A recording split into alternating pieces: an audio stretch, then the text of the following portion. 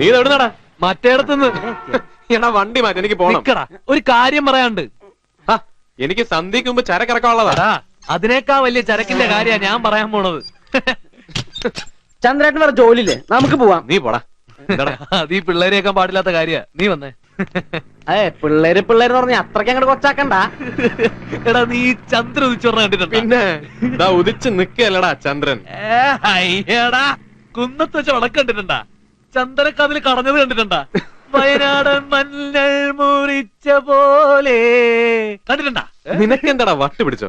ഒരു ഉരുള വെണ്ണ എടുത്ത് നിന്റെ കൈ തന്ന നീ എന്ത് ചെയ്യും? അത് ഞാൻ നിന്റെ തൊള്ളയിലേക്ക് തിരികെ ആദ്യം നീ വിഴുങ്ങും, അത് കഴിഞ്ഞ് ഞാൻ വിഴുങ്ങും. നമ്മളെ വാളയാർ ചെക്ക് പോസ്റ്റിലെ പാൻവാല രാജനുണ്ടല്ലോ, അവന് നീ അറിയൂ? അറിയാം. രാജനൊരു മോളുണ്ട്, കണ്ടിട്ടുണ്ടോ? കണ്ടിട്ടില്ല. എന്നാ കാണ്.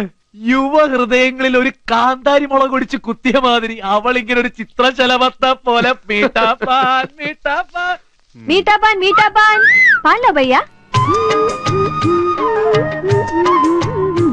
चिकनी क्या माल है। अच्छा दाम है भैया आपका। अगर यही आदत रहेगा तो ये दाम नहीं रहेगा, कोई मार के निकालेगा। मेरा जूता देखा किस लिए पहना है मालूम?